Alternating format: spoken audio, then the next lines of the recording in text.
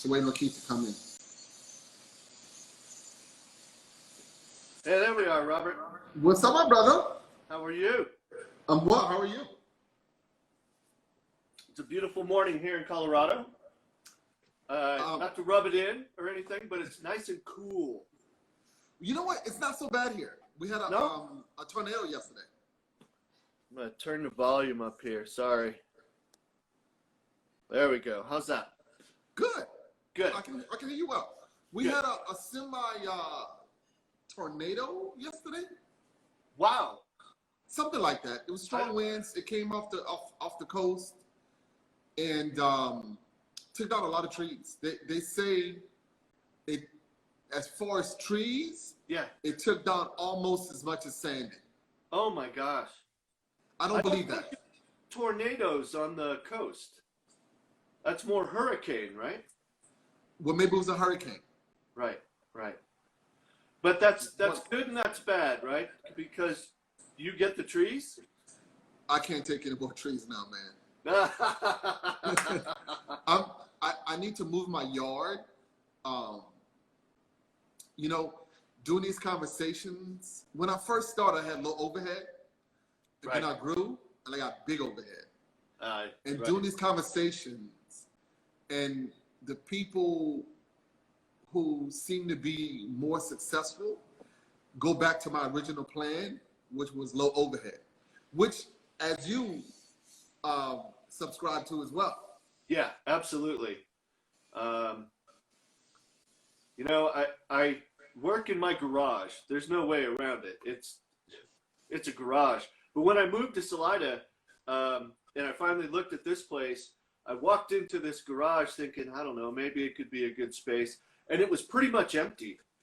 And I just thought, this is fantastic, about 900 square feet.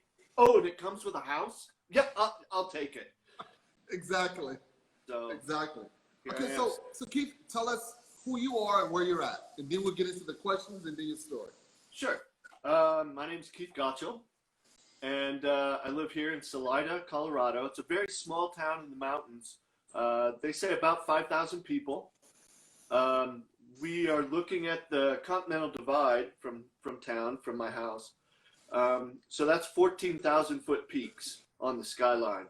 Wow. It's a beautiful place. It is the high desert.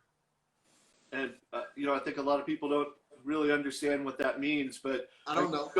If you go for a hike and you're not in the woods, you're probably going to have to look out for cactus, right? You don't want to be in your Tivas and walk around and not be aware of that.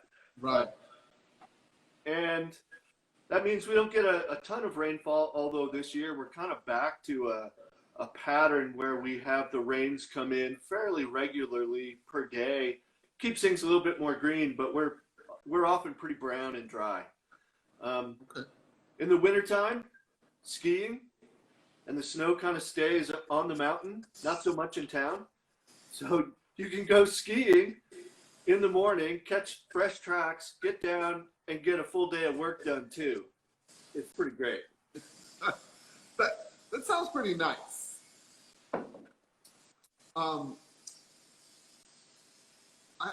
Do you ski?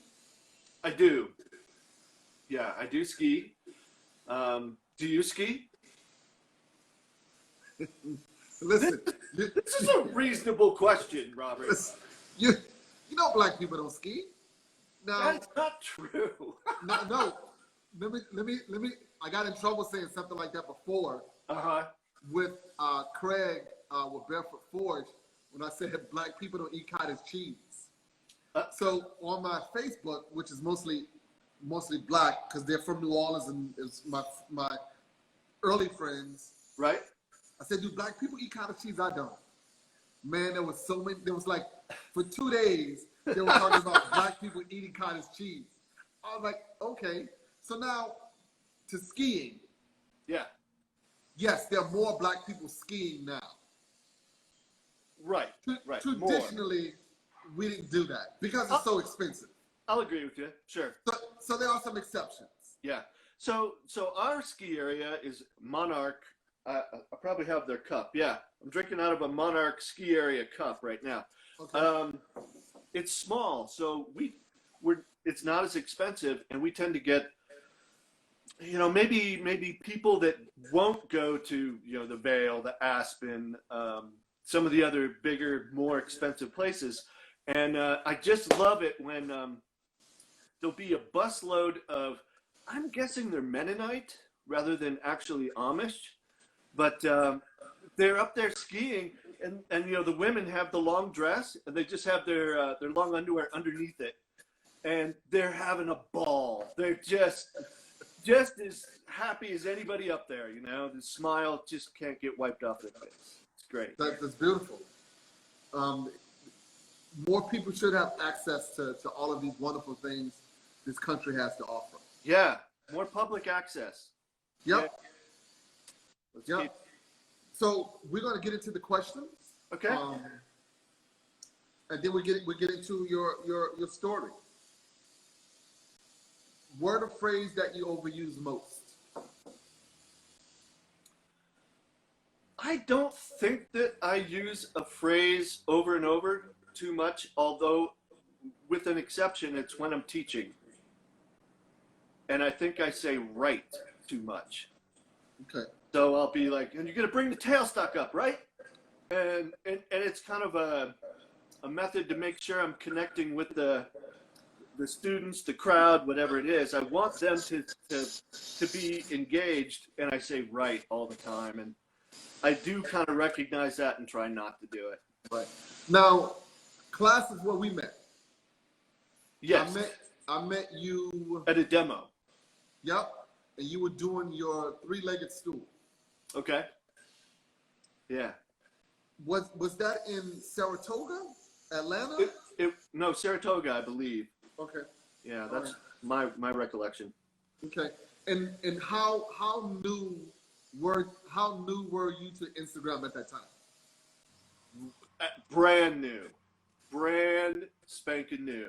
I didn't really understand it, and let's face it, I don't really understand it even yet.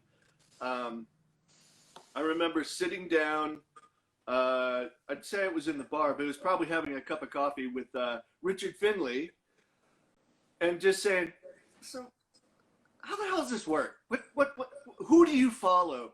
And he just said, oh yeah, you should follow them, and he just went down his list, and if it looked interesting, I kind of. And this was at Totally Turning. It was, yeah. We were in the airport. We were both waiting for flights. Because I remember when I took your class and posted it, I tried to tag you and you weren't on it. And then like a week later, I found you. Yeah, right.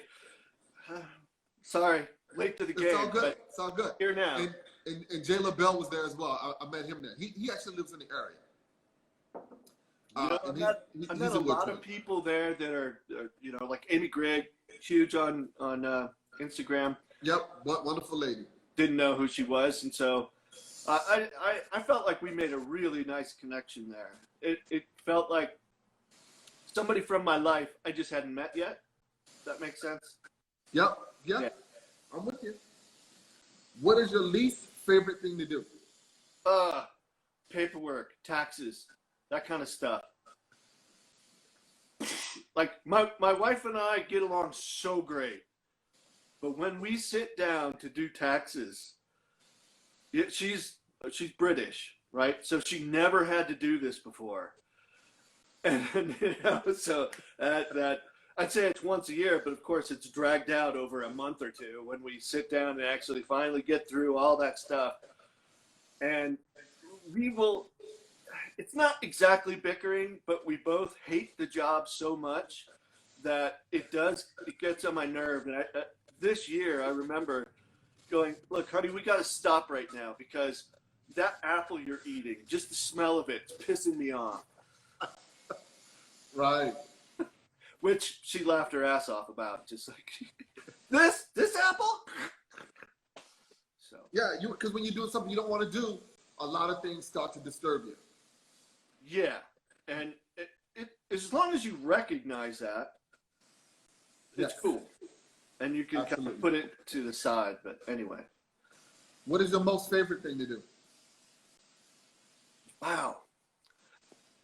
I mean, I get a lot of enjoyment out of so many things. It's actually a hard question. I mean, I love riding my motorbike. You know, up in the hills around us, puttering at like 20 miles an hour through the aspen groves when they're turning gold. That's pretty great. I mean, I love my work. I love puttering around in the shop too. And Okay. that's where I spend most of my time. Yeah. All right. What is the one thing your spouse would like to change about you? I probably leave clothes around on the floor too much. But I feel like they're in a pile where I know where they are, so in case I want to wear them again or something. That's what you tell her. That's probably the one big thing, yeah. What makes you tick? I guess I like to learn things. And when I say learn things, it's not like I want to sit down and learn Spanish. I'm pretty bad at that. But I like learning new things in the shop, I suppose, you know, things that I can do with my hands, a new technique of, you know, carving or decorating, or a project I haven't done before. I love that because I get to learn something as I'm making. Okay.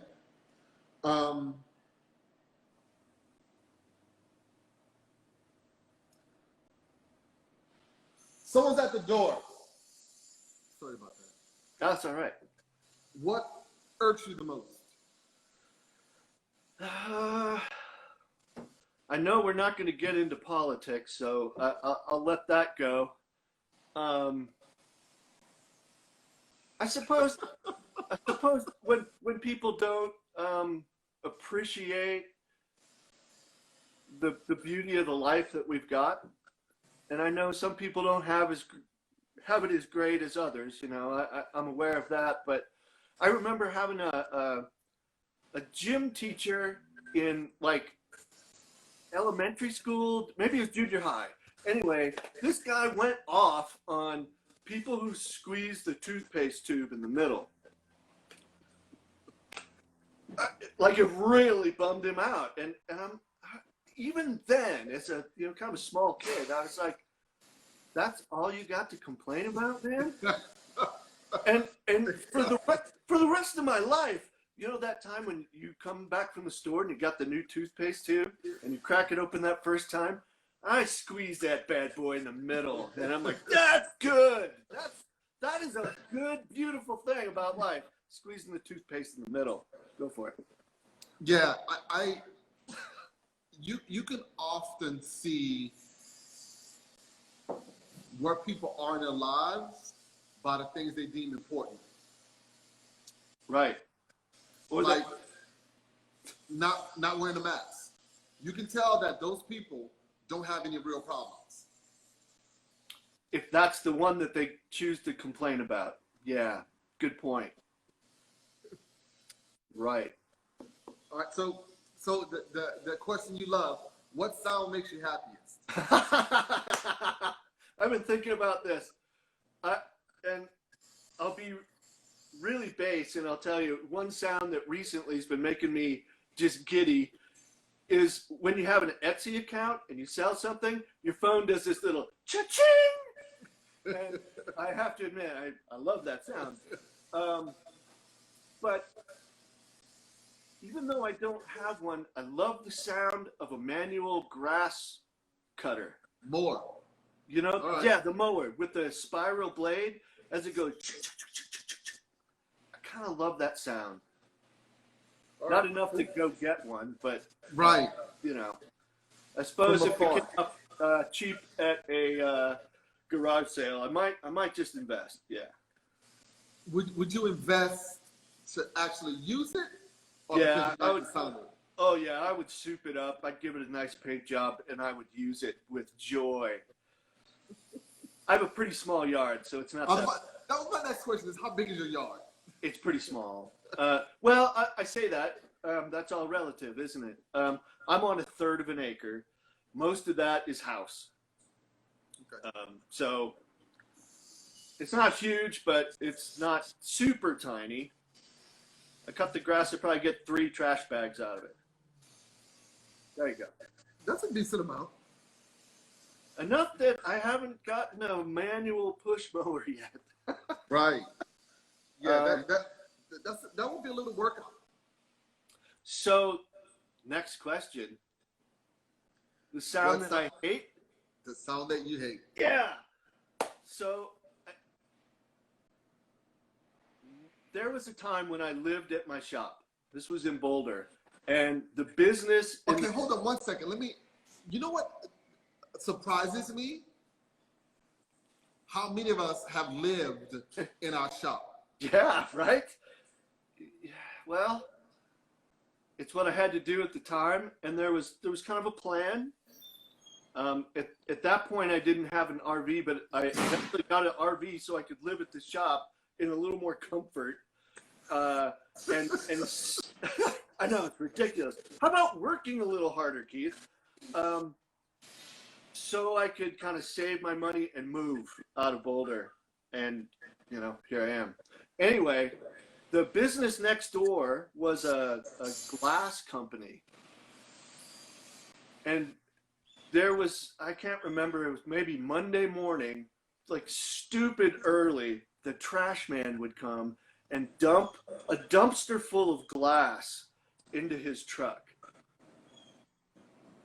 And I have to say, that is a frightening noise to wake up to. Just this avalanche of glass crashing into the truck. And I didn't really dig that, but then you can't change it, so you kind of go, well, Monday morning, here we go. Time to get up. Yeah, right. Let's get moving. What profession other than your own would you like to try? Oh, that's a great question. I think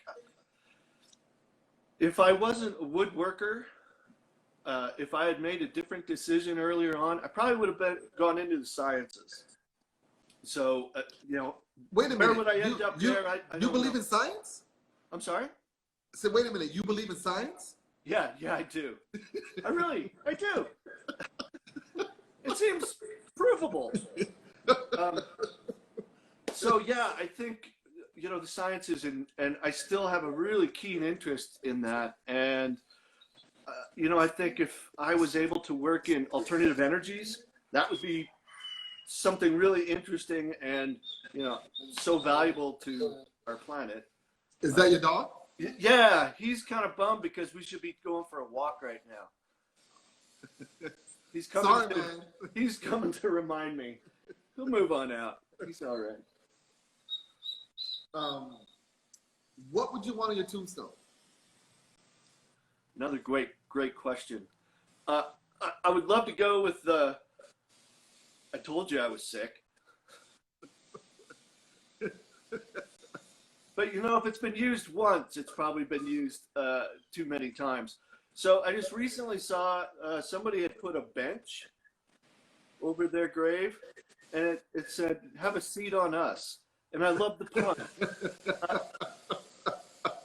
In truth, I probably won't be buried, so probably no tombstone. But I like that idea of you are giving somebody somewhere to sit, and then the pun of being on top of it. Yep, exactly. The sense of humor was beautiful. What is it about your personality that drives your business? I guess it's just being a good person. People, I try to be friendly with people and give them more than what they ask for. And that to me seems like that's the best business plan, where I'm happy because I got the work. They're happy because they got great work. They're going to be my best advertisement. Okay. What is it about your business? What is it about your personality that hinders your business? The same thing. And I think it's I am not comfortable charging.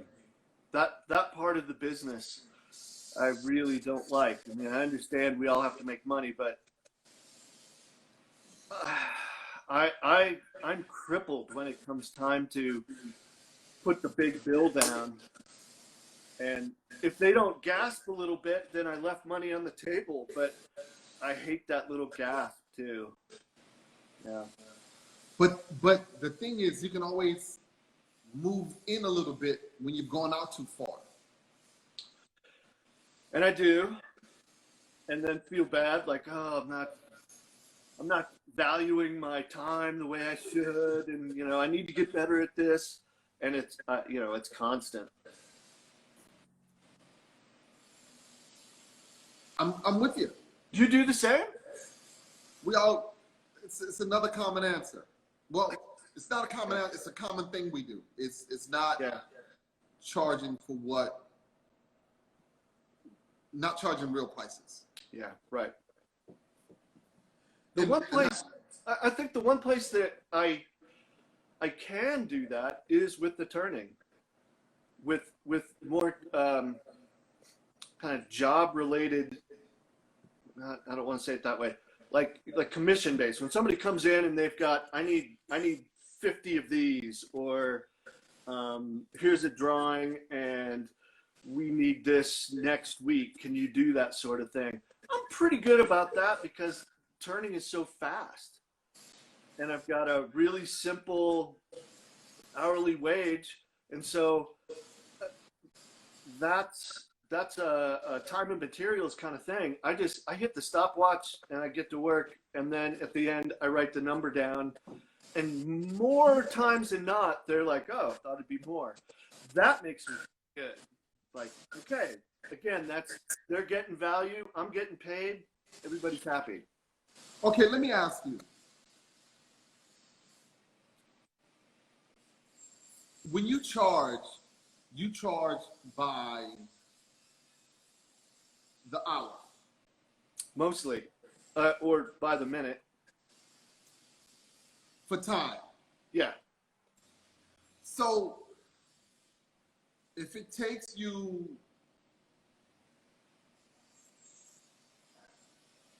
an hour to do the job, yeah, you charge for that hour. I do. So if it was a difficult hour, or if it was an easier hour, you charge the same thing.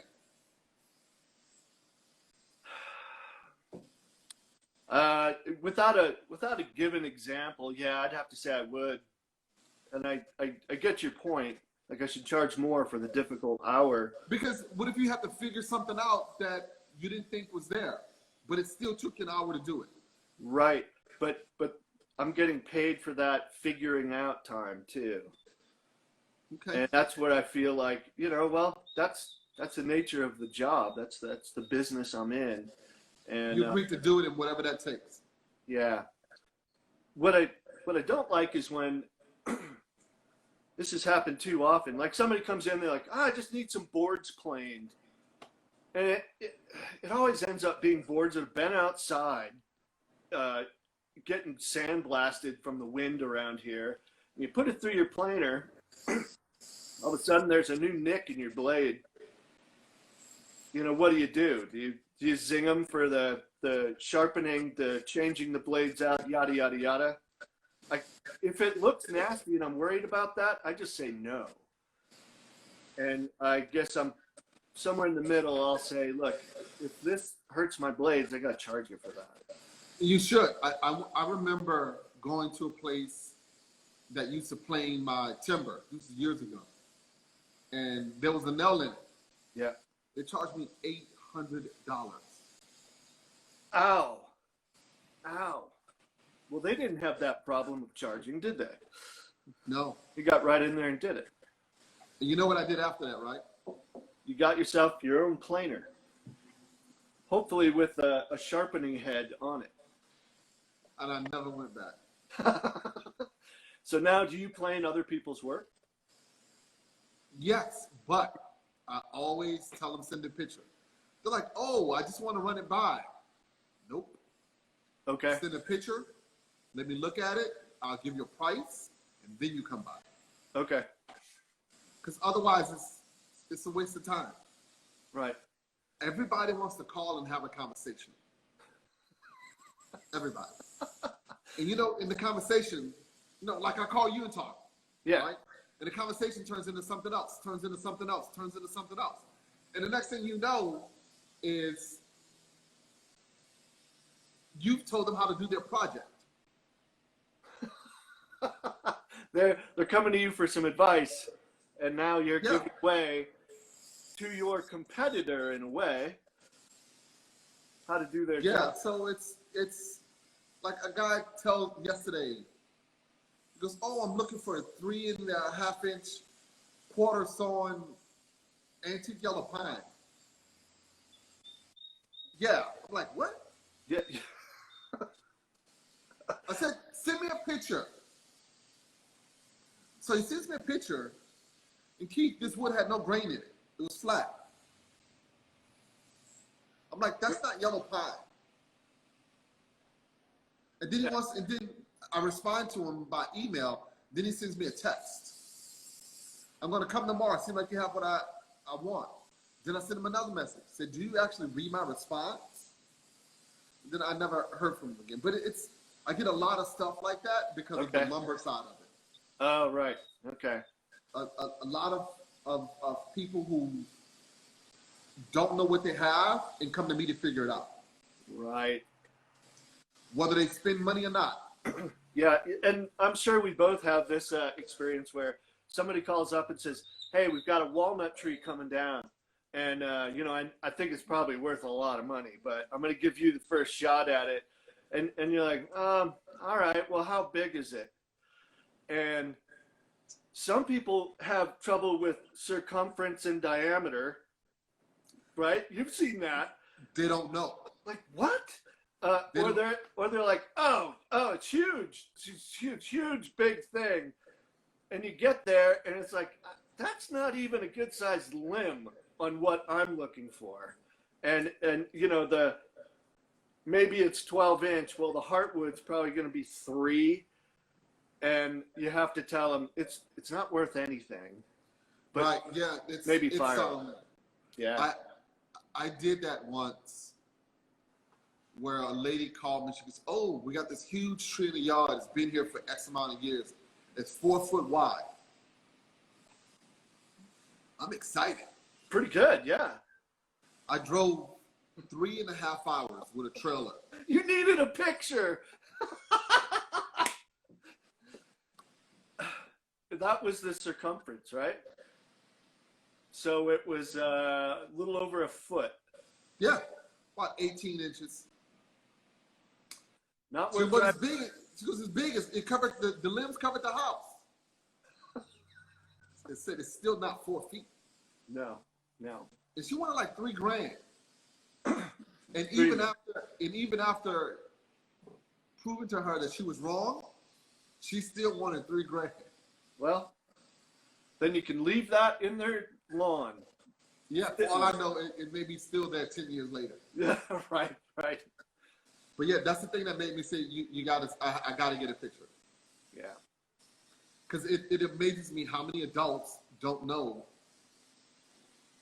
circumference and diameter. Now, honestly, had I not been doing this, I probably would have been one of those that where if it's something I never ever used, it wouldn't have come to me. I suppose, but you shouldn't be able to get out of junior high without knowing the difference. Yeah, I knew what it was, but yeah, no, you're correct. Yeah. I'm not. I knew what that was before this. Right. Yeah, circumference is circumference, diameter is diameter. They're completely different. They are related. This is where we can talk about pie. What's your favorite pie, Robert? You talk about cake a lot, but what's your favorite pie? My favorite pie, apple. Okay, solid choice. What about you? You know, I like apple, peach.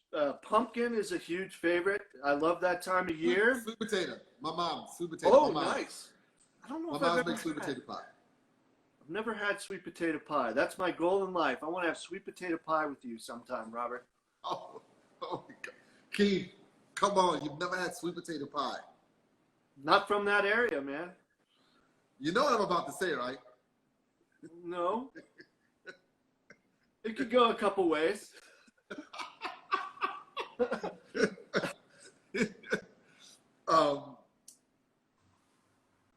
What was your favorite I'm sorry. What was your favorite concert?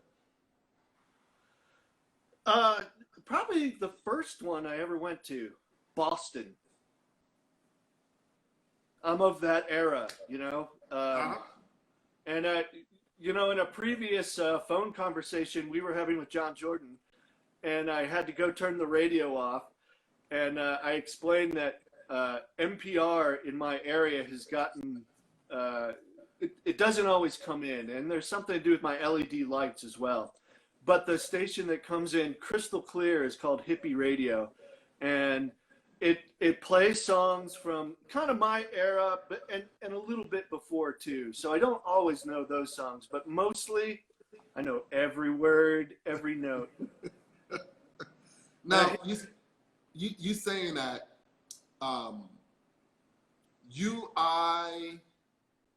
John Jordan, sometimes Bob Miller do video chats. Yeah. And we hang out with John, and he leads us. Very diplomatic. Yeah. Yeah, great man. Great man. He is. Good friend. Who would you travel cross country with on a motorcycle? Oh, well, almost any of my friends. I would say with my wife, but she doesn't really like motorcycles. We just sold hers. She was a good sport and really tried to like it, but she's just afraid of them. And to have her on the back, I don't want to go cross country with anyone on the back, really. So I've done some, you know, state to state trips, longer trips. What's the longest trip you've taken? Longest trip on the bike. I drove out to a symposium in Provo, Utah, with my tools on the bike, and that was a long day. So it was about a 500-mile day, and my butt hurt after that. That's maybe too long. How long was that? How long was it? How long did it take you? With that ride, yeah. It probably took about 8 hours. Yeah, but that's all day. Yeah. But it was glorious, gorgeous country. Man, just couldn't beat it. Now, when you ride, do you stop and sightsee, or are you just focused? You know, mostly I'm pretty focused on a task, just getting there. Although shorter rides around here, it's all about going slow and being in the scenery and in the moment. But when you're on the highway, you're just trying to get somewhere. Yeah, when I don't as much, but my younger days when I used to pick a lot and antique, I'd never get anywhere. I see a sign, I pull over. See a sign, I You're pull always over. stopping. That's the way to travel, man. That's pretty cool. You got to see some pretty neat things. Yeah, I would stop at antique places, and I would stop at gardens and farmers markets. Oh, it's great. Antiques and food. That sounds fun. That's the way to travel. Although on a motorcycle, you can't really pick, can you? No, you can't. Unless you're after small things like. Yeah, unless you're doing research, you check something, said I'll be back for it. Right. So, Robert, do you have a motorcycle? Do you ride? No. No. Just a question. Okay. Yeah. I'd like to go cross-country motorcycles with you. And we'd stop at all the little antique places and have a ball. I'm probably, my attention span is not good on a motorcycle that long. Oh, yeah, you got to pay attention. You got to be really present. Safety reasons, you know? Exactly what I'm talking about. Yeah, fair enough. Fair enough. Yeah, I wonder way too much. We'll get you a sidecar. There you go. There you go. When was the last time you cried? It was just recently. I don't really cry at sad stuff. I cry at like the Olympics. You know, when somebody's been trying so hard for so long and they finally make it, waterworks. I just read a story of this guy in Australia who showed up for this ultra marathon. It's like a 500-mile foot race. And he was a farmer. And he just showed up in his like sod kicking boots and jeans and his work shirt. And he ran it. And they're like, you can't do this. He's like, no, I think I can, mate. And he won. Because he didn't stop. He ran all night where everybody else ran faster than him, but then they went to sleep. And he just had this little shuffle, and he just kept going. Oh, man, I just like, I love that guy! Yeah, I was crying. It's pretty nice. What impact do you want to leave on the industry? Oh, boy, that's pretty lofty. Can I make an impact on the industry? I guess. Okay, let me say, right? Yeah. I think we all take that question to be something extraordinary when it does not necessarily have to. Okay. The impact is who you are and what you did. Yeah. Well, and I guess I can kind of think of a couple of people in the wood turning industry that have made a huge mark, and they just did what they do. Like one of them is Cindy Drozda, right? You say the word finial and you think of her finials. That's pretty big, and so, boy, for me to focus that much, to come up with a thing that everyone goes, yeah, that's Keith Gotschall's. That would be so good for me, but I don't know if I'm going to hold my breath. I move around a lot. We'll see. Yeah, it's all good. When was the most difficult time for your business, and how did you overcome it?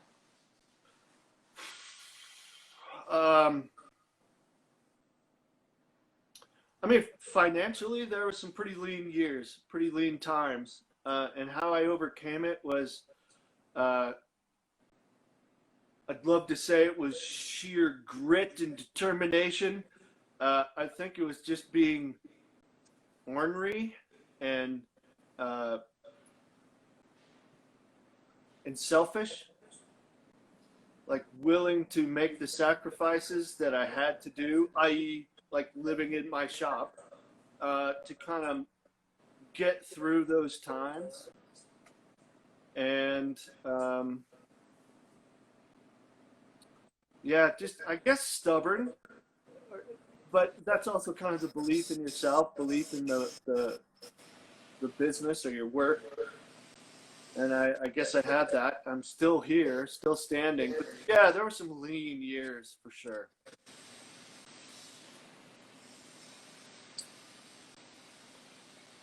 Do you have any black friends? Yeah. Besides me? Oh, besides you? Yeah, I do. I have to admit that I just live in an area where it's pretty homogenous. But I grew up in Indiana. Okay. And so I don't really, I couldn't say what the percentage was, whether it's 50-50, but it could have been. Right. No, because and I think of that, right? And when I interview black people, I ask, do you have any white friends? Let me say, growing up, black neighborhood, black school, black college. I went to Atlanta, I worked in a bar, lived in a black neighborhood. Went to work, worked at Four Seasons Hotel. Then I got into the cars. once I got into the hobbies,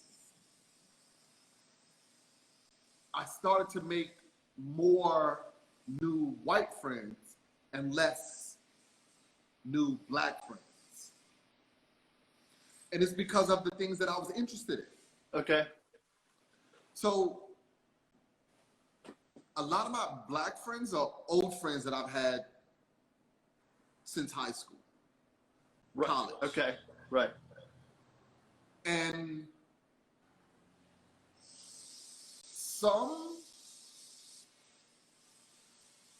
I've had since, but you know, I've had white friends in speech and debate, high school, but after leaving the all black and the predominantly black environments and my interests, most of my new friends have not been black. Just from circumstance. Yeah, just from the things that I'm interested in. Yeah. Go to work, come home, and I meet people through what I do. So just saying that's and I think for a lot of people that is the way it is. Right. Now, of course, I can make an effort to meet more, but you know, in this selfish world we live in, we just do what we want to do. Yeah. Yeah. So I went to Missouri to visit my dad. My brother flew out from New York, and we met there to visit my dad, just see how he was doing. And we were staying in this kind of crummy hotel on the highway, and this motorcycle club, I'm going to say, pulled up. They're all riding these Harleys, you know, big Harleys with the bags and everything, all of them black. And they were having so much fun. And I just felt like I kind of want to hang out with those guys instead of my dad, you know? I know they're probably only here overnight, but I ended up chatting with some of the people who were just kind of waiting while everybody else checked in. And just like, you know, what are you doing? Are you on some sort of a ride to make money? Or and they're like, no, we're just friends. We're just hanging out, going on a little ride together. And that was probably the last time I really saw like a group of black people. I in Colorado, there's just not that many. And how long ago was that? That was like a year and a half ago. Okay. Right. Yeah, no, you're correct. If you live in that area and you don't leave it much, and that's what, I'm with you. Do you often see people of color in your industry? No. And how do you think that we could change that? You know, it's a great question, and I think your observation that when you got into your hobbies, you just didn't meet as many people of color or other groups as well. And other groups as well. Yeah, and why is that? Why I just don't think they're that interested in it.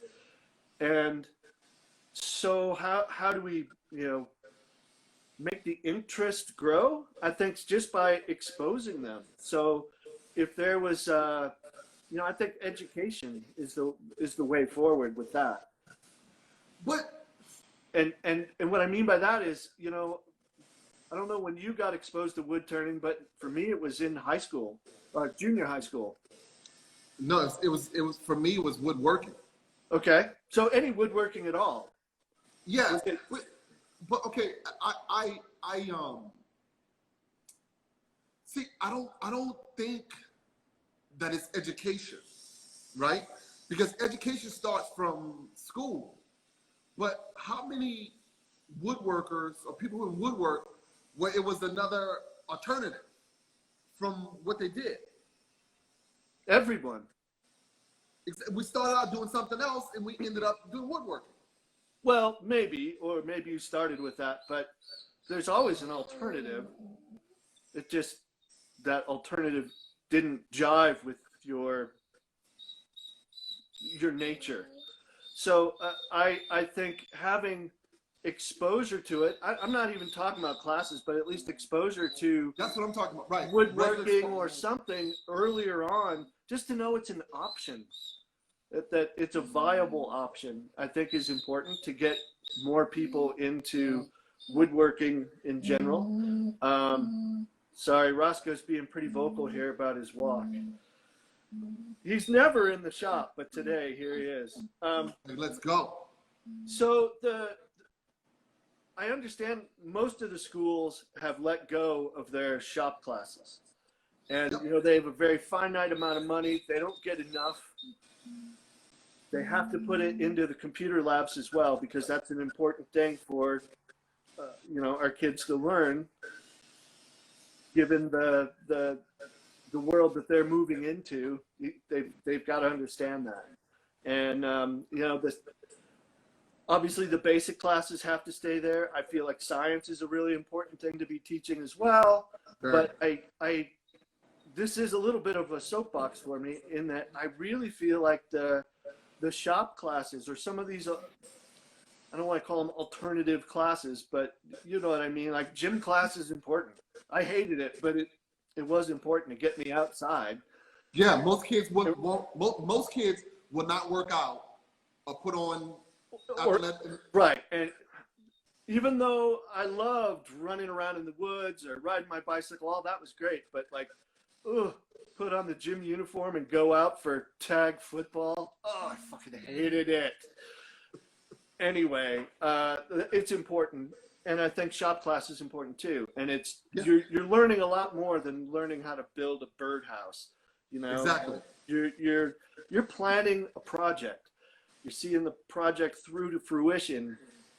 That's an important skill to be able to have a concept of something in the future, but do your planning for it now. That's a skill. You need to know how to do that. So that's an even bigger issue, because that's not race, that's class, and that's the country, which affects a lot more people. Right. Because we're not exposed to trades anymore. Right. And I mean, everybody kind of sees it, and everybody's, you know, like, well, you know, one day a plumber will make more than a lawyer. I don't know that that'll ever happen, but of course, plumbers make pretty good money. Yes. And plumbers make pretty good money. I don't know the answer to this, Robert, but I certainly, like everyone, see the problem. Yeah.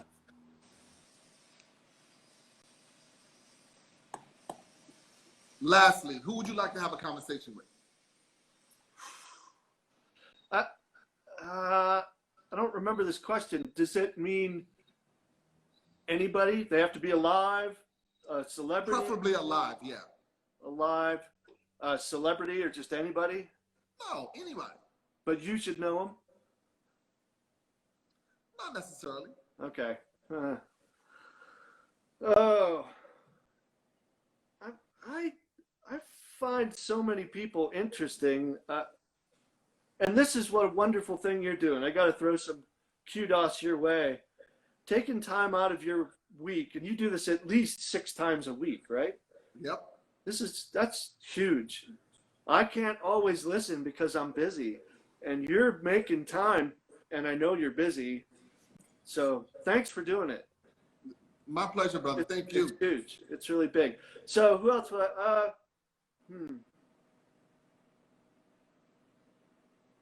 Why is this so hard? You know, trying to narrow it down. I would like to have a conversation with Robin Renzetti. Robin Renzetti. I don't know if you know who he is. He's a machinist. He's like way up here in the machinery world, and he takes it to a level of I don't want to say to an art. That's so cheesy, but it can be. He's really good, and he has an incredible amount of knowledge, and he's really interested in sharing it. I would love to sit down and rap with him. I bet he's a pretty interesting guy. That's someone from Instagram. I've barely seen a picture of him, but yeah, he's right. sharing. Yeah, okay, so that's it for the questions. I mean, for my questions. Okay. Urban Force says, personally, I didn't do shop class, but somehow ended up being a blacksmith. Yeah, I mean, there's a lot of people that don't do shop class that get into trades, but we should have shop class. Right on. And so why do you think that is? I mean, I don't have the answer here either, but I think we all have a certain, I say bent to our nature, or a certain aspect of our personality that leads us to that. Like, I don't know why, but I kind of have an affinity for the Japanese culture, also for wooden ships. I've never lived on the ocean, really. Well, that's not true, but I haven't been in a boat building community, but I kind of love it and would like to spend more time there. Why? It's just something you're drawn to. That I'm drawn to, yeah. Interesting. Think about. Yep. Studio Arts, I got started at Red Rocks Community College. The country needs more programs. Yeah, they do. Yep. Cedar Fort, kids need to know they can use their hands to create. I completely agree. Yeah. In high school, we need to expose them to as many things as possible. Absolutely. So that that bent of their nature finds its way. Like if you didn't know about sharks and octopus, then you would never become a marine biologist. Exactly. Yeah. Exactly. All right. So, we talked more about your life with the questions. We got 6 minutes until it ends. Get started, and if you want to do a second hour, we do a second hour. That is the fastest hour ever. Wow. Okay. All right. So starting off in roughly high school, as I remember, I was smoking a lot of pot and reading Carlos Castaneda books, and for good or for ill. And in his books, I don't know if you're familiar with them, but I don't need to get into it. But one part of the books is about finding a path with heart. Finding a path with heart is, what we're supposed to be doing. Also, one of the tenets of the book is if you have an important decision to make, you should think about your death. Not just the day, but the actual moment of your death, and look backwards and make that decision. And that, I don't know, it kind of struck a chord with me. And so I thought, what do I want to do? That's what everybody's kind of thinking at that time in high school. I mean, outside of trying to get laid, they're also thinking, what am I supposed to be doing? And I had this vision of myself as an older man puttering around his workshop after a lifetime of work. And, that looked pretty good to me. And so I remember the moment I was actually working on the wood lathe, didn't know how at all, but I was working on the wood lathe and thought, that I'm going to be a woodworker. And this was in high school. High school. I made that decision. Wow. And moved forward from that day with some clarity about that's what I wanted to do. So I was a pretty good student, and instead of going to study hall, that extra hour you got to kind of do your work, etc., like I had my work done. So I worked it so I could go into wood shop again. So I had 2 hours back to back. That was pretty great. And that kind of cemented that idea that woodworking was kind of where I belonged. I remember having my trigonometry teacher finding me in the hallway. He's like, "Hey, I hear you're not going to college. You're going to be a woodworker." What? No, do that as a hobby. And I'm like, I kind of think that's what I'm going to do, yeah. And I always wondered, maybe I should have taken his advice. It's not easy. No. It's not easy. No. Hey, you want to call it right now, and then we'll start again and just kind of keep some continuity? Yes, you're right. So we're going to hop off and hop back on. So thanks for tuning in, you all. We'll see you in a little bit. Thanks, guys.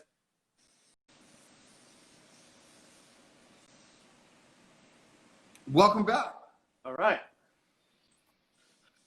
So, high school, wanted to be a woodworker. And so I also realized that if I wasn't going to be going to college, I better learn as much as I could while I was there. And so I tried to be a really good student. And I would say that after high school, I kind of continued my own education. And, you know, I read a lot still, and kind of followed any whim I had. And as far as that goes. And so, I mean, I'll read almost anything.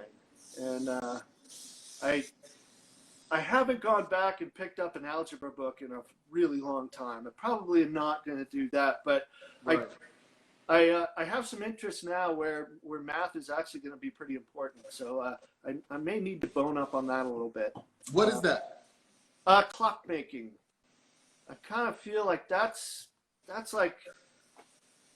the pinnacle of craftsmanship, of making you have to be super tight and know what you're doing to make a timepiece that keeps time. And that whole idea of times, that's another topic we could spend an hour talking about. But I'm kind of hoping I actually have made my first clock out of wood. Out of wood. And when we do the shop tour, I'll show it to you. But I got to say, wood is probably not the medium, although there are some makers who are working with wood and making some incredible clocks. Really cool. Anyway, that's an aside. I also knew that I wasn't going to be spending my life in Indiana. And I had come out to Colorado to visit aunt, uncle, and cousins that live outside of Denver. And, you know, Colorado looked like the place for me. And so, long story, but I ended up here. And I was in Boulder, Colorado. How old were you? Man, maybe 19. Did you drive or took a flight? Hitchhike is how I actually ended up there. So again, kind of a long story, and I went Hippie for real. Yeah, it did. And the first job I had there was selling home libraries door to door. Awful job. I was awful at it. Didn't make any money. But finally, I guess I spent enough time there that an ad came up in the paper to work at this place called Contemporary Comfort. And if you were in Boulder in that era, this is like 1981, and you needed a job, you could probably get a job there. It was a big factory. They made furniture. They called it butcher block. Air quotes there. It was made out of 2x4s. And they got bunks of material in on a railroad. Railroad cars would come and, you know, disgorge all this material, and they would run it through a 4-head planer. They had this big clamping system, this machine that would run radio waves through it, and the glue would kick off, and then they'd spit out this plank that was, you know, 3 inches thick or better, whatever wide, whatever long, and they would make furniture out of that. I got a job there in their night shift in the stain room. It was as bad as you might think.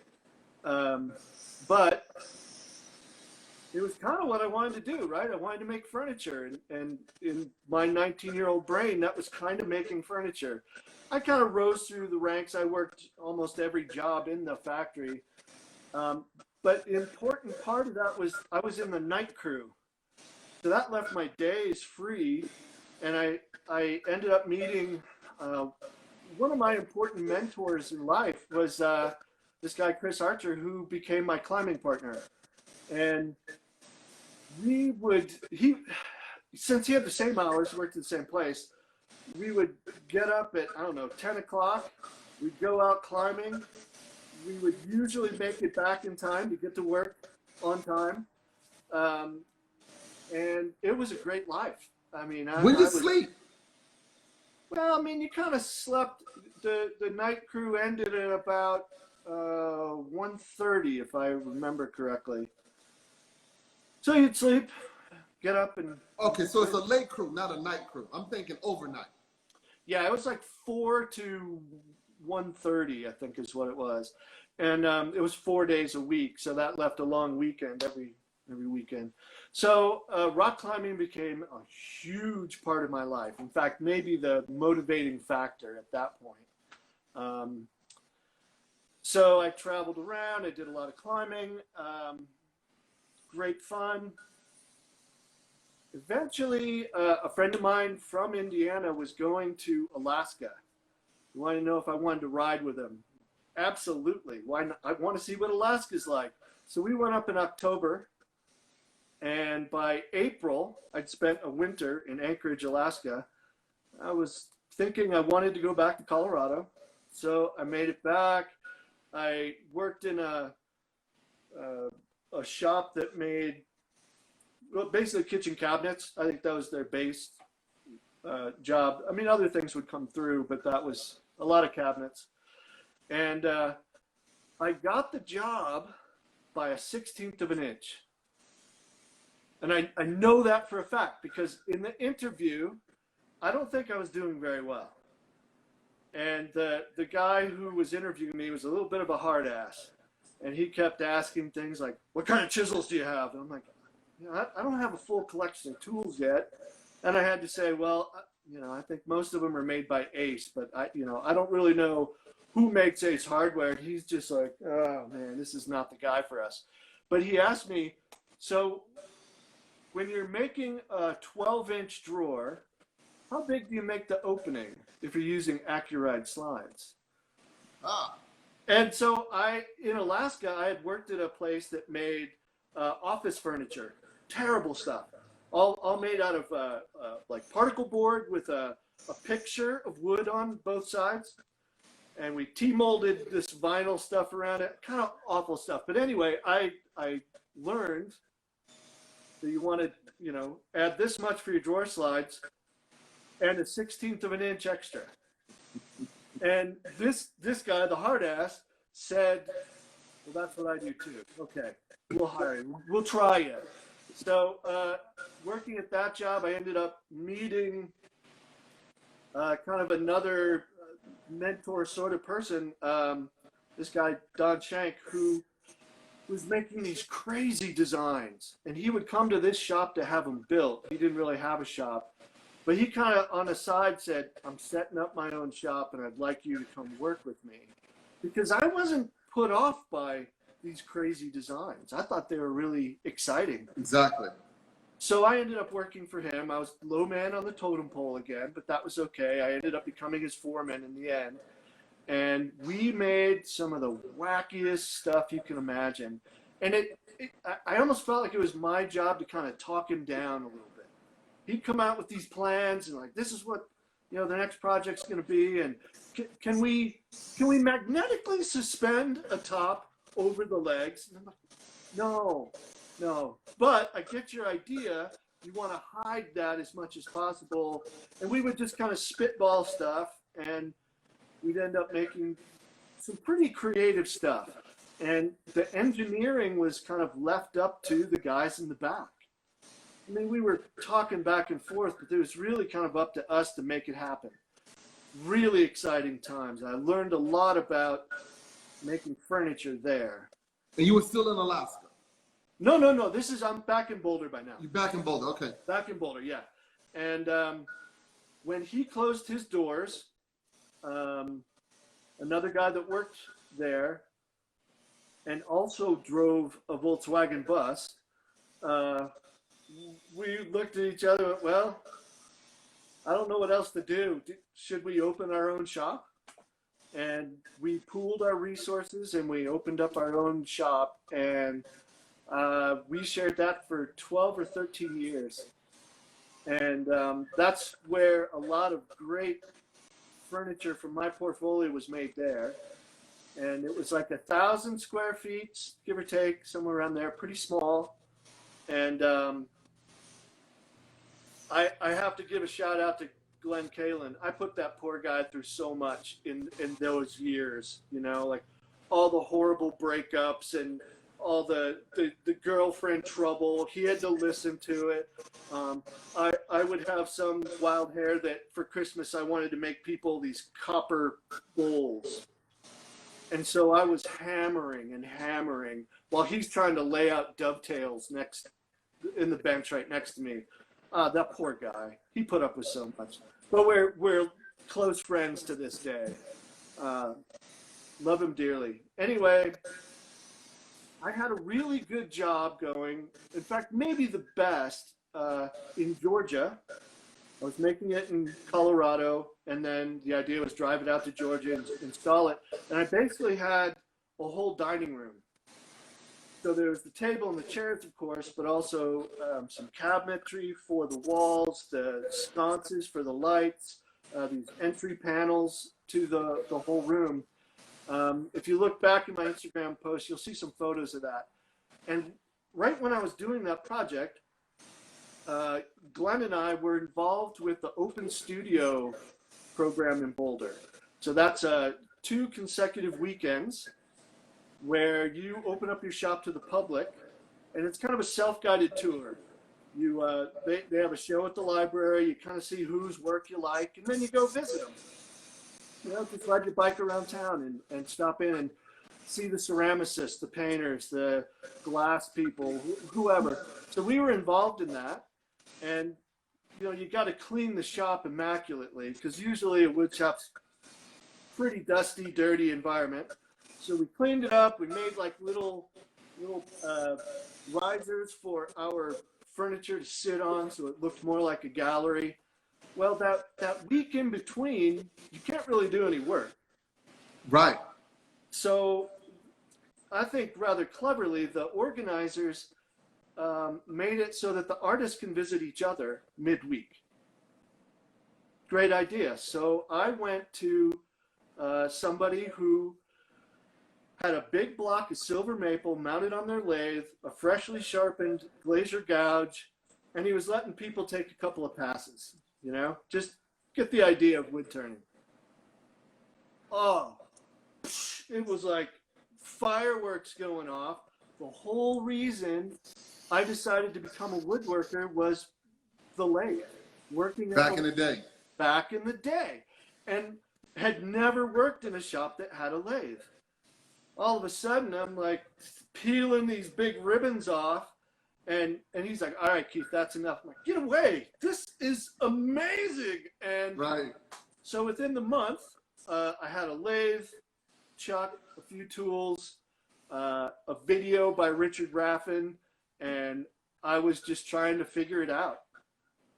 And it became all-consuming. I was kind of putting my real work to the side just so I could figure this out. It was that learning thing again, trying to figure out how to make the wood and the tools do what I wanted, because it's a little intuitive, but there is some technique involved, right? There, I said it, right? Anyway, that same guy that was in the Open Studio tour gave me a call and said, "Hey, there's this guy who is doing a demonstration at the club in Denver. You should really come see him." All right, so that evening, early evening, I had a client meeting, and I was like, you know, well, I can go for the afternoon session at least. I went, and it was Mike Mahoney, and he was giving a program for the club there, and I didn't know who he was or anything. He's now one of my best friends, which is a cool thing about the wood turners. Maybe we'll get back to that. I saw his program, blew my mind that somebody could be that fast and that sure with every cut. I'd never seen anything like it. So I had to come back to Boulder. It's about an hour's drive between, and I had to go to this meeting. And I had, you know, all my drawings and stuff, and I kind of sat down with him. Like, this was kind of my idea. There's several different ways we could go with this. Here's the price. And they're just like, oh, yeah, that's a lot more than we expected. I'm like, oh, you never gave me a budget. So this is kind of what I started off with. Do you have an idea? Like, oh, well, we were hoping, maybe no more than this much. I'm like, okay, well, probably can't do anything like that. So if you add a little more to your budget, give me a call back. Rolled it up and went screaming down to Denver to catch the last half of Mike's last demo. And I went up to him and talked to him a little bit. He said, hey, if you're ever in Utah, stop in and see me. Okay, that date on the calendar is already set in my mind. My girlfriend at the time does not know this, but we went on a little vacation to Utah desert and ran around there. Oh, and let's just take a little pass up by Provo. We'll see this woodturner guy I just met. And Mike couldn't have been more gracious, more open. And he is that way to this day with everyone. Amazing guy. And he really became a mentor. I took a couple of classes with him, with Richard Raffin. And it wasn't long before I kind of threw my hands up and said, I'm a woodturner now. And the furniture had kind of, like I'd finished the big project, done a few extras, that went to the side, became a woodturner, was doing a lot of bowls, getting the tree trunks from the city lot, bringing them in, chopping them up with a chainsaw. And he kind of pushed me gently toward doing wholesale. So I had a business doing wholesale bowls, and that was pretty good. And I kind of made better money at that than I did the furniture, just because you can be fast. Right. And that wholesale structure kind of makes more sense than making a piece, putting it in a gallery, and then they're going to pay you 30 days, if you're lucky, after they sell it. That doesn't work. But in that, I decided, at that point I had 3 different rents. I was paying rent to live somewhere, rent to work somewhere, and then I had a garage where I did stone sculpture. That's another thing that happened in the interim. But so if I combined all of those, I should be able to pay a mortgage somewhere. Not in Boulder, but somewhere. And that planted the seed, and I started working toward that. And, like I said, lived in a van. There was no river, but lived in a van by my shop and then an RV by my shop. Eventually was able to buy a place here in Salida, and I moved the whole arrangement down here. And from a business standpoint, it's not a smart move in that it's such a small community. How can I rely on a town of 5,000 to make a living as a woodturner? Pretty tough. Right. But so far, kind of working. And okay, so let me ask you, how long did you live in a van and an RV on the side of your shop? I would say it was probably 2 years. Now, did you have a girlfriend at the time? I did. She had lived in Alaska and worked on a fishing boat. So she thought the RV was very romantic. She thought the RV was like a boat. I'm like, how lucky am I that instead of somebody saying, you white trash, son of a gun, what? You're living in an RV? No, she's like, oh, I'll make dinner for us. It'll be just like on the boat. That's right. Relative. It's a yacht. This is a yacht, baby. Anyway, I moved to Salida without a girlfriend, and ended up meeting my wife here, and moved to England for about 1.5 years, and got married there. And it took about 18 months to get the visas all worked out for her and her daughter to move back here.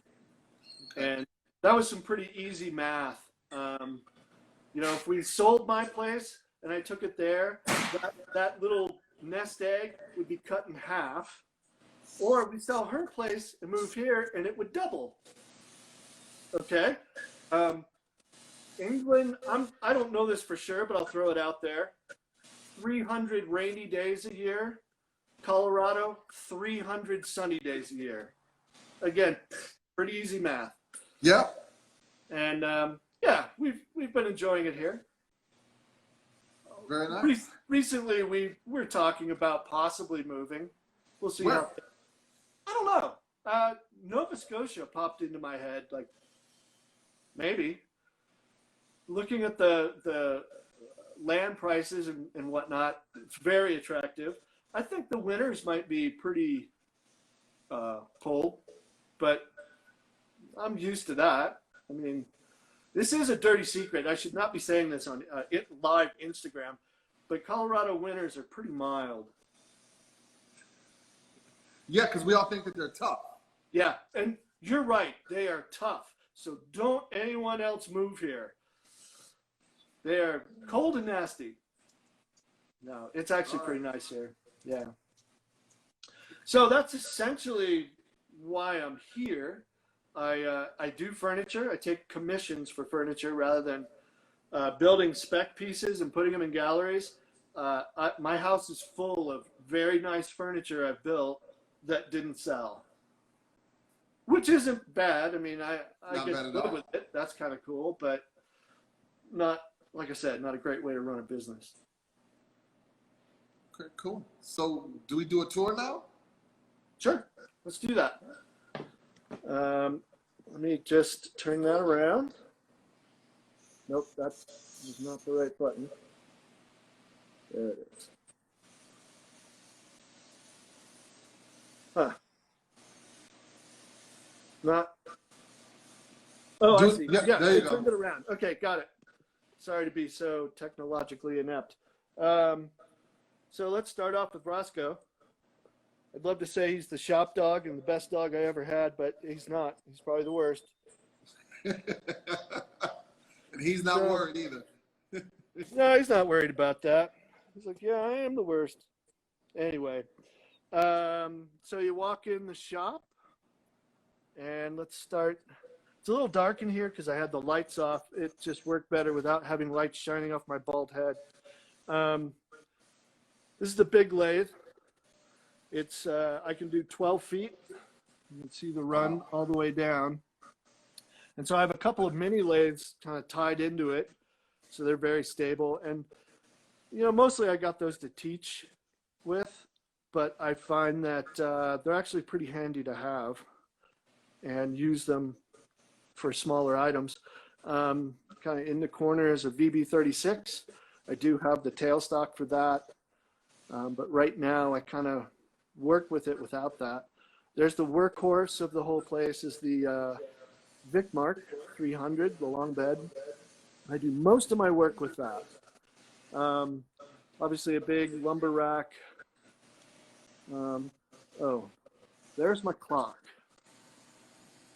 So I'll get it started and we can kind of focus in on one little aspect of it. I'm kind of saying I'm not done with it because there's no hands to it.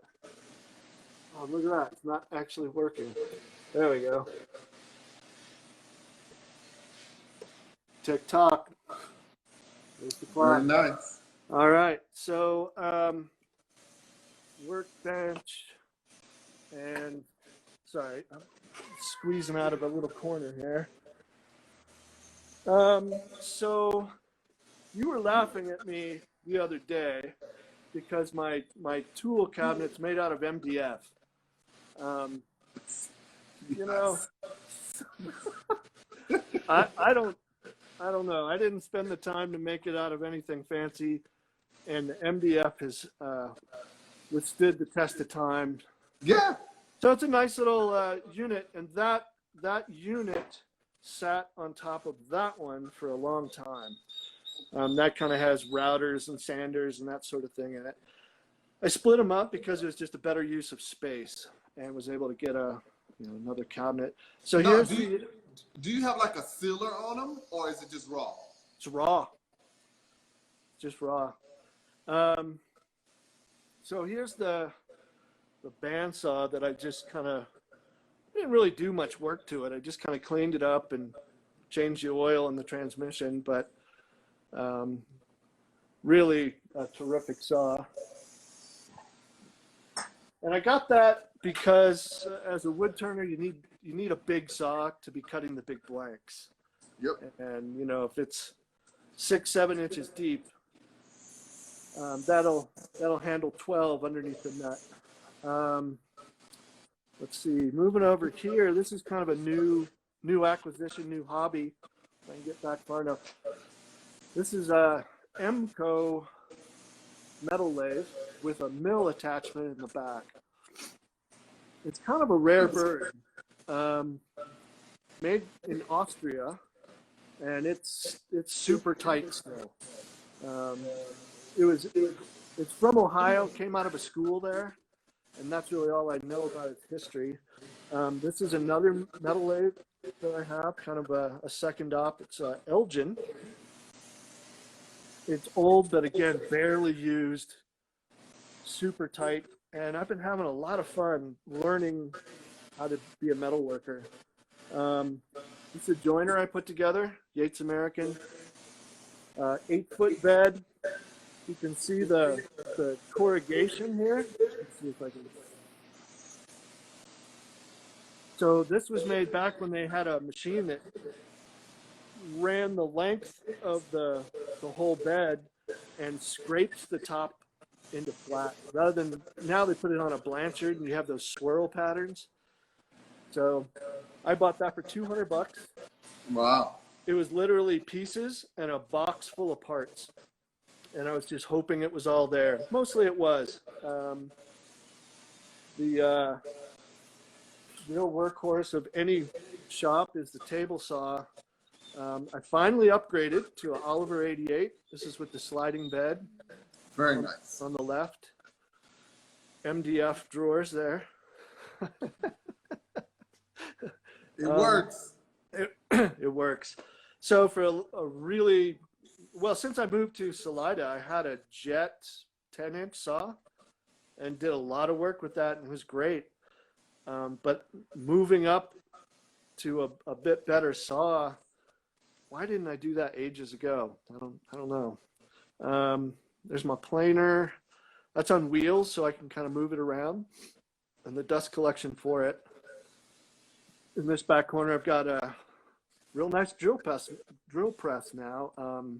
Same thing. I don't know why I waited to get a nicer machine, but that's really awesome. And it's really for metalwork. You don't need an automatic feed for woodworking. Right. But that really does help. I just did a project where I did a bunch of Delrin, and I had to start off by drilling holes in it. And I got the best and straightest holes ever by using this and its function. So a couple little, I think they're Porter Cable sanders in the background. And then this little guy is also kind of a rare thing. It's made by Hardinge, and it's a mill. It's just the smallest one they ever made. Tiny little envelope of work. It's maybe 3.5 inches in the X, Y, and Z. So you can't do anything real big, but that's kind of a cool tool to have. Super old DeWalt saw. I love it. And, you know, that's where you start. You take the board from the lumber rack, you cut off a chunk with that, and get the whole business started. My sharpening station, I use both ceramic wheels and the CBN wheels. I have to say, I kind of like the ceramic wheels better. For a couple of reasons, but CBN is kind of what everybody's touting as the greatest thing since sliced bread, so I just had to try it. I have a couple of banks of these drawers, and they have done an enormous kindness to me in collecting so much crap that it's really tidied my shop up.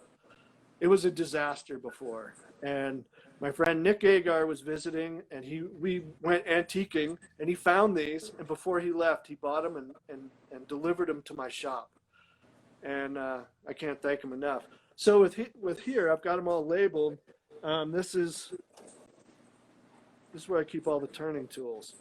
Yep, that John Jordan does the same thing. And now I don't have to blow the chips off everything all the time. It's really helped keep the shop nice and clean. Big window to look outside, see what's going on, and kind of back around to the door. So it's a pretty small shop. I'm hoping to expand, but honestly, I feel pretty fortunate that I've got this much room for my own shop. Does what you need to do. So, all right, back around. So, Robert, do we have any questions? At the moment, no. I saw a few people come in there. Yeah. Chris, I can't pronounce his last name. Holy. Hey, Chris. Hey, Chris. There. Oh, see those lights? They're terrible.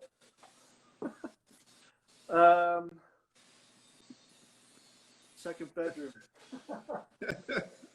Be right back. Yes, the shop does look great. There Yeah, Keith, that's a buddy of mine, Derek. Okay. He lives in the Bronx in a regular Manhattan apartment. Can't put anything in there. Wow, that's a real love of your craft if you're doing it in a apartment like that. That's great. Yeah, his girl's not gonna let him do that. He's just talking. Oh, She's there the goes boss. Chris says his last name is pronounced Haley. Okay, I'll never forget now. Now, Ty Chat said you need some LED lights. You do have LED lights. LED lights overhead, and I now have some task lighting that's LED. Ty took a class here, so maybe he's talking from experience. He felt like he needed more light. He's also trying to buy my VB36 from me. And No, there was. Go ahead. Good. King Free Phone said, I'm surprised Robert didn't ask about the fan. I didn't see a fan. There was a fan toward the drill press. It's old. Got it. It's an old one. Okay. $5 garage sale special. That's how they all start. Right. You collect an amazing amount of things. Yeah, too much. Too much. I'm moving yards to try to consolidate so I can start and get rid of stuff. Okay. So I'm looking at a bigger yard that has a nice building on it, better layout for organization, for work, and for growth. Right. So I'll be able to consolidate all of my stuff to one space. It's its own entity. Like right now, my yard is someone's residence, so I got to go through. It's an enormous amount of property, but they live in the front. Okay. So weekends, Sundays, I can't go. They close at 5. Oh, got it. All of that kind of stuff. Yeah, you have to be kind about your work hours and that sort of. So, will you be able to stay in New York? Stay in it's the in New York. area? It's 50 miles away. 50 miles away. Yeah. So you commute every day? No, my shop is in Yonkers, which is close. Okay. Where I'm moving my yard is going to be further away. Oh, I see. Okay. Yeah. So, and I don't know if I'll be there every day. Maybe 2 or 3 times a week. Okay. Unless I need to be there every day. Right. So my commute is about 4 steps from the It's not bad. Not It's bad. not bad at all. Yeah. And I got to say, I like that. That's been a part of me still standing is that low overhead, not having to pay for shop space. Yeah, that's my overhead's too high. I need to fix that. Yeah. Yeah. So with your collecting, I've heard of some of the things. I know electric fans are one, and at some point you collected Volkswagen Beetles. And Yeah, I have a 51 crotch cooler split window. I have a 54. I have a 64, and I have a 69 Chroma Gia. Now that's what I have left. I started out with like 14. Right. And I lost them in storage. It was just too much. Right. So that's what I have. I collect vintage. Go ahead. So what are some of the like odder things that you collect? I collect it's a lot of. I collect monitor top refrigerators. Did you collect refrigerators? The refrigerators with the motors on top. Motor on top. I don't know that I remember seeing any of those. This Google monitor top refrigerators. Okay.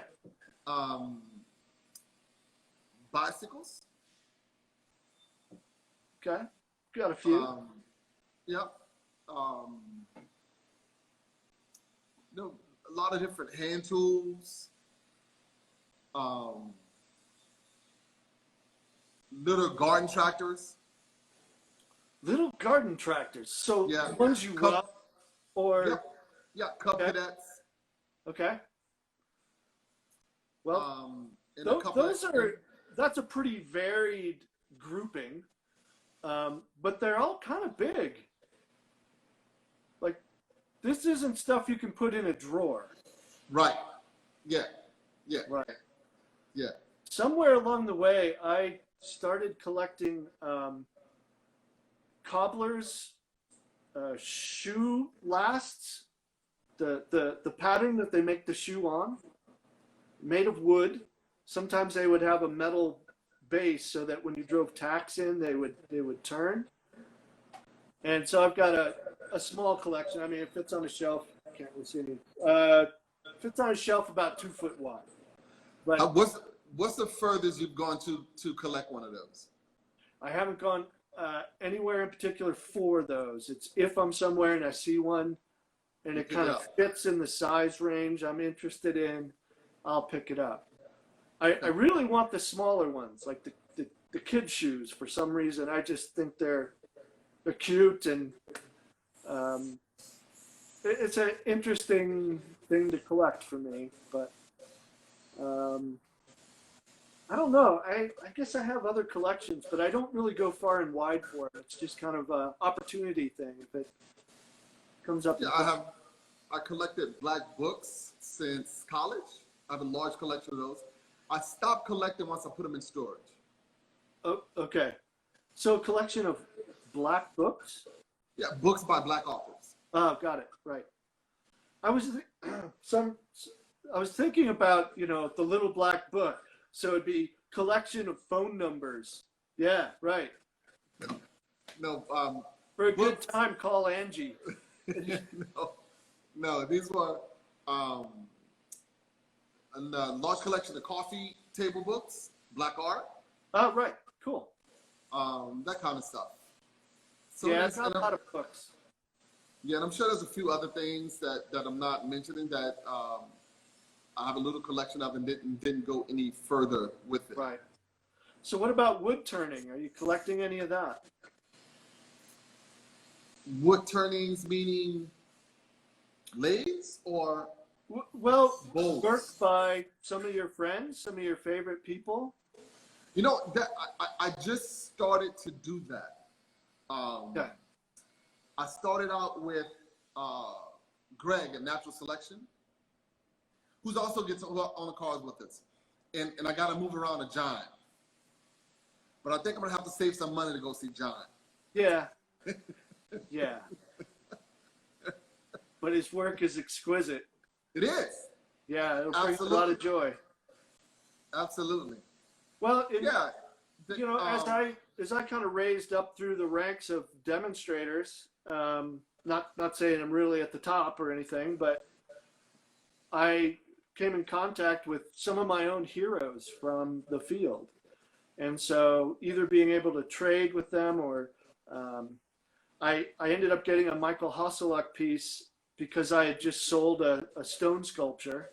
And so I kind of felt like I had a little extra money in my pocket, and I picked up one of his. And yeah, I'm not going to like drop names in my collection or anything, but I've got a small but good collection of people who I value them as people, either as friends or just kind of heroes even.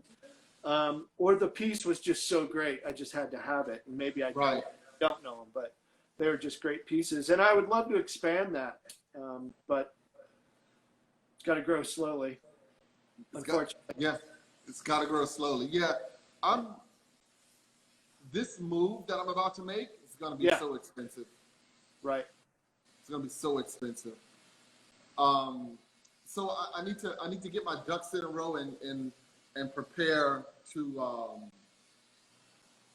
do it. You need to happen soon. You need to have a big sale first. Yes, I'm going to announce that in the next few days, and they'll have a big sale. Wow, right. Try to generate some revenue and move some stuff, and then try and use that to help with the move. Well, let me know. I'll send my brother over. Maybe you can pick up some little thing. Yeah, I'll put something aside for you. There you go. I have a lot of like trunks and stumps, but it pays for me to move those because it's a lot. Right. And just have a guy with a truck come with a grapple, fill it up, bring it, and dump it. Right. Because so you pick up the trunk, of course, but the stump as well? The root ball, no, meaning from above the ground above. Yeah. But I get a lot of little stumps. Okay. Because they come in the yard in a couple different ways. And sometimes they can't take the tree out whole, so they have to cut it up. So I get it in pieces. Right. Okay. And I also have to be careful because I can't let I can't get rid of stuff that's going to be harder for me to find in the next place. Right. So now I'm in a yard where they dump every day. The next place I go, they won't do that until I create that. Okay. So a lot of stuff I have to bring because it's gonna take a little time to build that, and then who knows the frequency. So are you familiar with foundry patterns? A little, not a lot. So back in the day, it would be made out of wood, and it would be anything that's made out of cast iron would have to be made out of wood first. And they would use that to make the impression in the sand mold and that sort of thing. So I kind of collect those. I do not have a big collection. Unfortunately, the hipsters are now buying those and making them into coffee tables or mirrors on the wall. And I suppose that's okay. It's keeping them from the firewood pile. It's preserving them in a way. But I find them fascinating, and they can often be like sculptures in and of themselves. And so I kind of have my eye out for that. If you see anything good, let me know. Well, the Ty Chad, do you have turn-in stock for sale? Yeah, I have a ton of turn-in stock.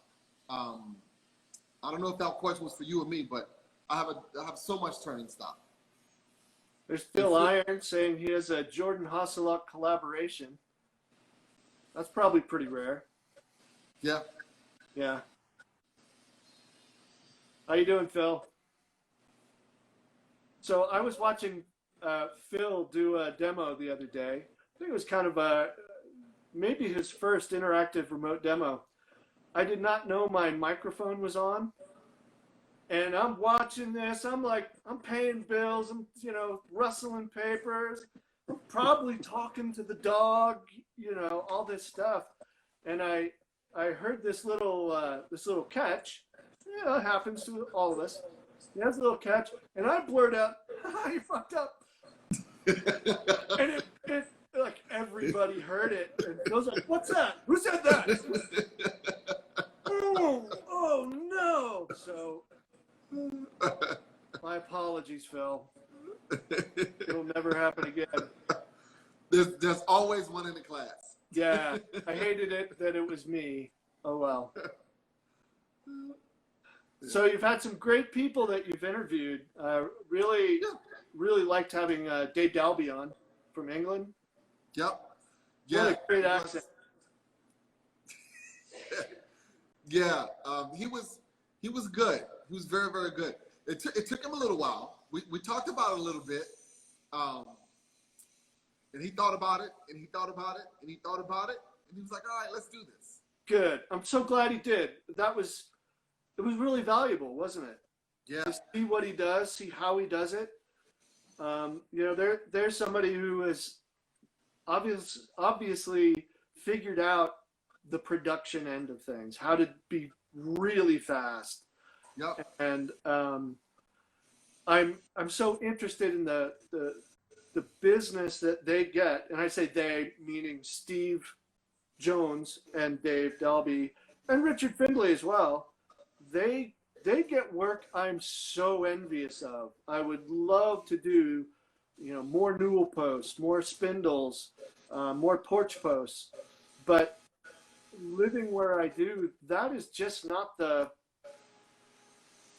that's not the aesthetic, Right. In Colorado, they want to be able to, put their feet up on the coffee table without taking their spurs off.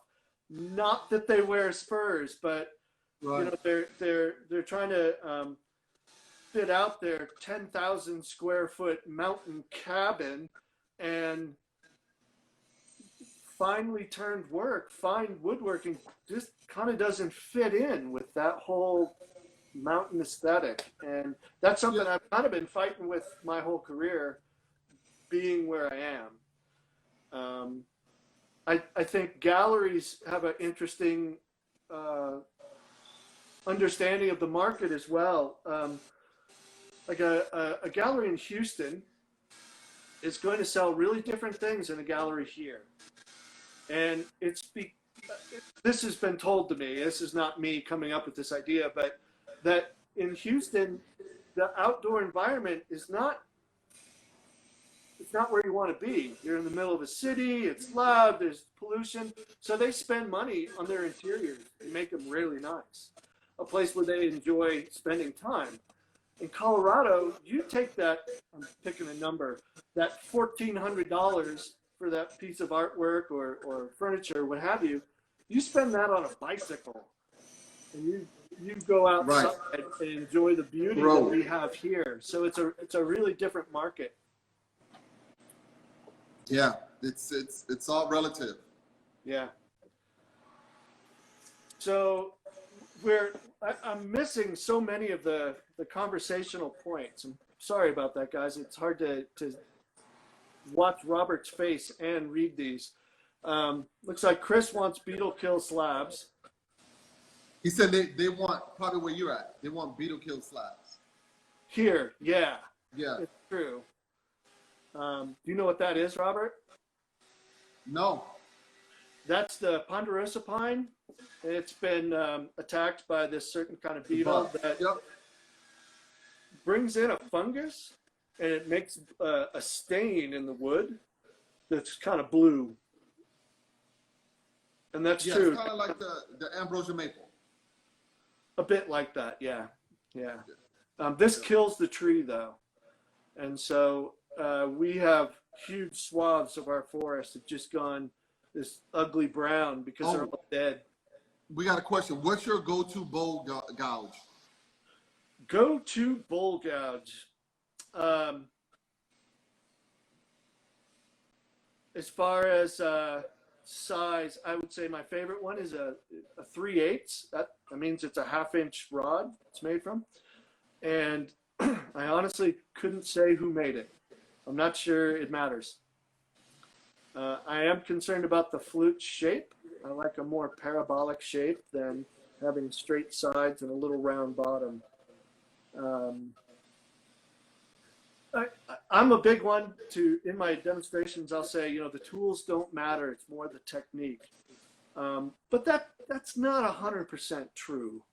I have made the mistake of leaving my tools at home with the understanding that I'll use somebody else's when I get there.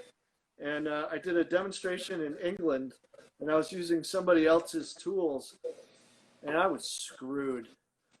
Just the way they ground their stuff, and it was in this narrow little. It was a big bowl gouge, but they had ground it so it's really steep sides and this tiny little radius at the bottom, and I found it next to useless.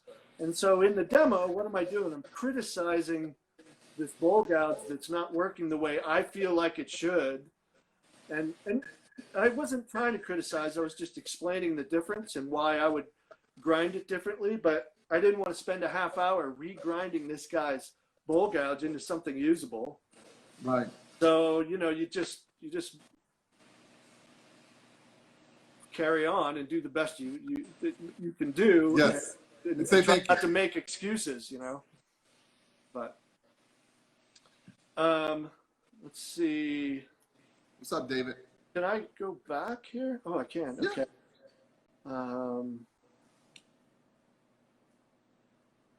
Go to bow gouge. Phil Irons has just peed himself.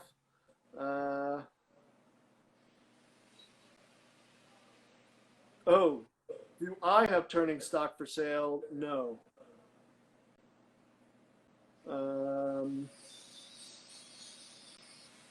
You're not selling.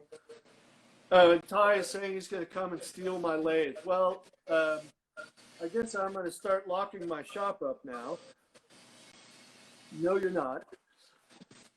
So that's interesting. You know, being in a small mountain town, I never locked my doors until very, very recently. And that would kind of go for my car, my truck as well. Like, right. There's just kind of no point. Now, all you thieves out there, that just changed. I do lock my shop now. And that's because just very recently, we've kind of had a spate of bicycles being stolen, stuff from people's garage going missing. And that's probably like 1 or 2 people that are doing that. Right. You know, in a small town like this, it's not very crime heavy, but it does, you know, it happens everywhere. So. All right, so we're at our 2-minute mark. Okay. All right. You want to wrap it up? Yeah. If you don't have anything else to add, yeah. Man, I could talk all morning. But no, this seems like a good spot. Thanks again, Robert, for having me on. My pleasure. Thank you. It's been a pleasure. And again, you know, we'll be talking because that's what we do. Yeah, I look forward to it. All right, my brother. Thanks to everybody for tuning in. Thank you for your time, man. It was great. All right. All right. Have a good one.